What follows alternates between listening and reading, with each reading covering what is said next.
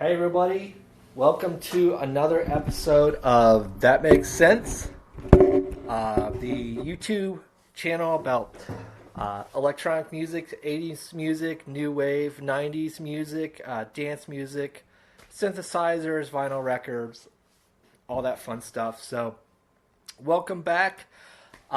We've got a different episode today. I've been working on the Depeche Mode box set, going through each Depeche Mode album, talking about the vinyl box sets. The last one that I did was 1993's Songs of Faith and Devotion, a Depeche Mode album that really changed things up post Violator. And keep in mind that at that time, in 1993, grunge music was already out, and grunge music really changed the scene. But I'm actually going to do a 180 from Depeche Mode today. Well, not exactly a 180, but just especially 93. Another album that I want to talk about that came out in 1993 is the Pet Shop Boys with Very. Here's what it looks like. Now, some of you that are familiar with this album bought it on CD back in the day, which was all orange, and it had like these 3D like Lego blocks on it, but the record's yellow.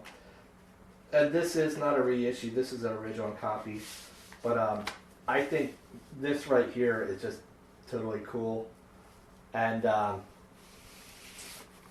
what you have to think about this album is it's 1993. Grunge is out. Depeche Mode's taken more of a rockier turn with Songs of Faith and Devotion, and the Pet Shop Boys, they had the previous album before that was 1990's Behavior, which you can see right here.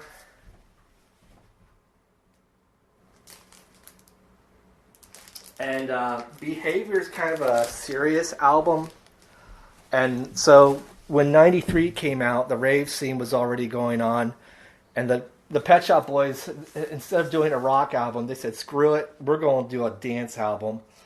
And it went from that serious tone of Behavior to just kind of ridiculous and silly and over the top, which, it's funny because I struggle. My two favorite Pet Shop Boys albums, I would say, are Behavior and Very, which were back to back, at least in terms of studio albums. And they're a bit like a complete 180 of each other. The only glue is like it's an electronic album, but this is a much dancier, fun, light-hearted album. And so, first of all, I wanted to show you my boy hat. You can see right there. Well known that Chris Lowe wears often a boy hat. And matter of fact, here is the 12-inch for Love Comes Quickly, where you see Chris Lowe wearing a boy hat. Now, ironically enough, what's funny is this is not a Pet Shop Boys hat. Boy is not a Pet Shop Boys hat. It's just what Chris Lowe likes to wear. This is actually Boy London, which is a name brand, kind of a fashion hat. That's obviously Boy London has been around since 1985. If it's on the Love Comes Quickly 12-inch cover, or at least 85, 86. And I always wanted to have a Boy London hat, especially the black and the yellow, and I couldn't find one for the longest time. I'd search on eBay to see if I could find one. Now, I could find other Boy of London hats, but not like the classic Pet Shop Boys hat. And the funny thing about how I found this hat is kind of the most random place you'd ever expect to find it, but I was at a gas station in Thailand, and that's where I found this hat. They were selling like Boy knockoff hats. I'm sure they're not original, but I was able to get the black hat with the yellow. As a matter of fact, I know that Chris Lowe still wears like this hat and in the most recent tours, which is cool. But going back to Very, it's definitely, I would say, an anti-grunge, an anti-rock album. The track listing is "Can You Forgive Her," which I remember I found the UK release on CD of "Can You Forgive Her" when it first came out in '93. About that time, I was in high school and I had some disposable income. And there is a record store in Columbus called World Record, which was on High Street by the Ohio State University campus. And basically, they specialize in imported music. And the "Can You Forgive Her" record, I think when I first heard that song, it was awesome. It was just like da da da da with those powerful orchestral hits, and it's just like da da da da da da, da kind of like a electronic swing music, if you will. And I fell in love with it. And then the B side, "Hey Headmaster," was a great B side. I can't remember what if there was another B side on there, but I fell in love with it. Now, the CD single, the UK CD single, actually had two CDs. So just like a lot of those early, like those Depeche Mode records, in Europe, they usually had two CD releases for a single, potentially, especially in that first single. In the US, I don't have it, but it was just a one CD release. However, I do have the vinyl, which also, ironically, is from World Record, where I didn't originally purchase this release at World Record, but yeah, it was just, it's the Pet Shop Boys cone heads, and they're orange. So there's the back of it, but it had the Rolo from Faithless. Did a remix of "Can You Forgive Her," the Rolo remix and the Rolo dub. It also contained the single version of "Can You Forgive Her." Then "Can You Forgive Her," the MK mix. And MK, I'm trying to remember who. Spike Drake mixed those. Stephen Hogg and Spike Drake. Actually, I think they did the original mixing for the songs, but I'm trying to remember who did the remixes for the MK remix, but I know they ended up doing an MK remix from the Pet Shop Boys years later. Trying to think what the song was, but anyways, that is the first single off Pet Shop Boys' Very. The second single, let's see, was, I wouldn't normally do this kind of thing. Here is what the record looks like, and this is a promotional copy from the US. But the CD, I think, had a few more tracks, at least the US CD. It contained the extended new mix, which is basically amazing dance mix. It contained the club mix, the grand ballroom dub, and album version. And then it contained a remix of Weston Girls. It's called the Sasha remix. That's not one of my favorite remixes, but it's cool that they put that on there. I wouldn't normally do this kind of thing. I think it's a freaking awesome music video. The music video version is not the version that's on the Very album. Matter of fact, that's kind of hard to find. It's probably out digitally at this point, but it's almost like a remix, a consolidated or edited down version of the Nude remix. By the way, the Nude remix was done by the Beatmasters, who had remixed "Run to the Sun" by Erasure and had remixed Route 66 by Depeche Mode, as well as Behind the Wheel But I always thought that, whatever the Beatmasters touched was just amazing. So the there was that video version of I wouldn't normally do this kind of thing. That version is there was a remix album from the Pet Shop Boys called Disco 2. There was a limited edition version of it, I believe, that had like a CD that contained that remix and a couple B-sides, such as Some Speculation. So I actually had it back in the day on CD. But yeah, that's the second single. And then the third single, I believe, was Liberation, which is kind of a slow song from the Pet Shop Boys. It's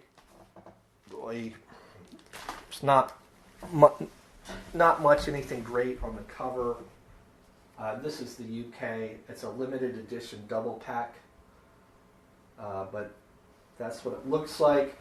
This is where Jam and Spoon did a remix of Young Offender, which is another track off Fairy. Let's see. And then E Smooth did some remixes. E Smooth also did a remix of the Shaman's Love, Sex, Intelligence back in '92. So let's look at the track listing here. It's a double LP single. And what I like is it uses these computer graphics, like early 90s computer graphics that look cheesy by today's standards. But back then it was really cool. Pet Shop Boys used these early graphics, especially for the Liberation music video, but I think also in a lot of the other ones as well. But if you look on the record itself, there's it's like a top or something, but it's the Pet Shop Boys faces. That's the other record. But yeah, let's go over the track listing.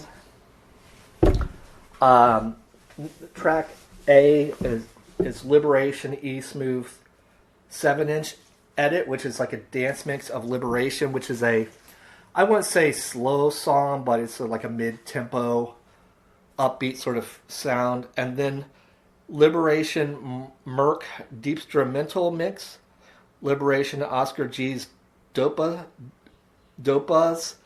dub mix, and Liberation Merc Dirty Club mix. My favorite one's probably the E Smooth 7-inch mix. And then Pet Shop Boys Young Offender is Jam and Spoon Trip-O-Matic Fairy Tale mix.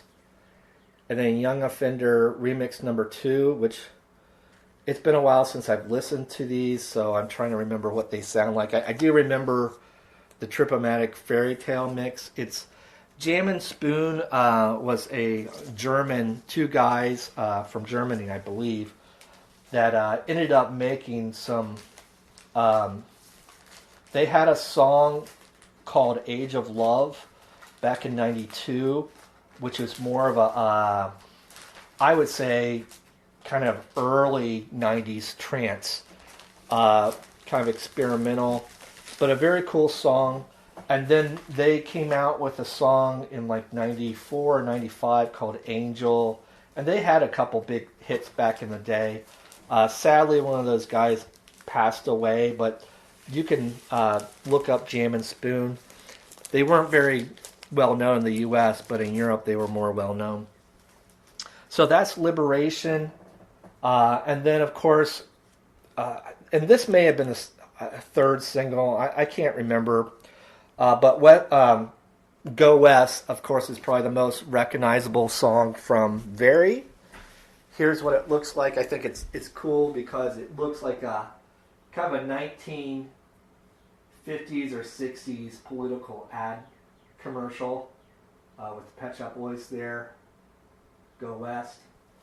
But let's talk about what's on here. We've got the Farley and Heller disco mix. Kevin Saunderson Tribe Mix, and both Farlane Heller and Kevin Saunderson are well-known musicians, remixers back in the day, at least in the dance music scene. And then they've got the Ming's Gone West first and second movement, and then the album version. I think that Ming's Gone West first and second movement is kind of like an extended version of Go West. Now, what it doesn't have is the B-side Shameless, which is a fun B-side. Speaking of B-sides, also, I wouldn't normally do this kind of thing. Has a B-side called Too Many People, which is one of my favorite Pet Shop Boys songs, or at least B-side songs. It's a fun dance, kind of house piano song. But yeah, so Very was a very successful album, so I wanted to talk about the last single. I actually bought this originally, again from World Record back in the day.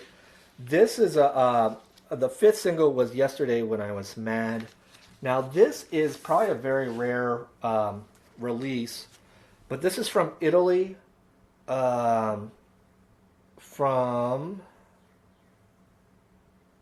let's see, The Sound of the Future, I think it, but it's an RAF remix. There's two remixes from RAF on this record. I think one of them was released, but the other one wasn't. But yeah, so here is what it looks like. Very cool, like 90s. But on side one, we've got Yesterday When I Was Mad, RAF Zone Mix, and then we have the RAF Zone Dub. And there was a cool kind of electronic sort of sound at the beginning of the RAF Zone Mix. And they've got like a mix on officially released, but they're very similar. And then here is the UK pressing of Yesterday When I Was Mad. The two records, and let's see. We'll go right here. Obviously, there's not really much on the records itself, but we've got Yesterday When I Was Mad, Junior Vasquez Factory Dub. Yesterday When I Was Mad, Junior Vasquez Fabulous Dub. Yesterday When I Was Mad, Junior Vasquez Body Dub. And then on the A side, it's Yesterday When I Was Mad Jam and Spoon Mix. So Jam and Spoon did a remix of Yesterday When I Was Mad as well as Young Offender from Very. And then the other Yesterday When I Was Mad record contains Euro Boy and Some Speculation, which are two B-side tracks. And then Yesterday When I Was Mad, Jam and Coconut 12-inch mix, which is a fun dance mix. Yesterday When I Was Mad, RAF Zone mix. And then the Yesterday When I Was Mad, RAF Zone dub. So actually that's the same as what's on that Italian release that I just showed you a little bit ago. So, alright, my battery's about to drain. But on the next episode, I'm going to talk about one of the synthesizers used on the Pet Shop Boys' Very album. So thank you very much.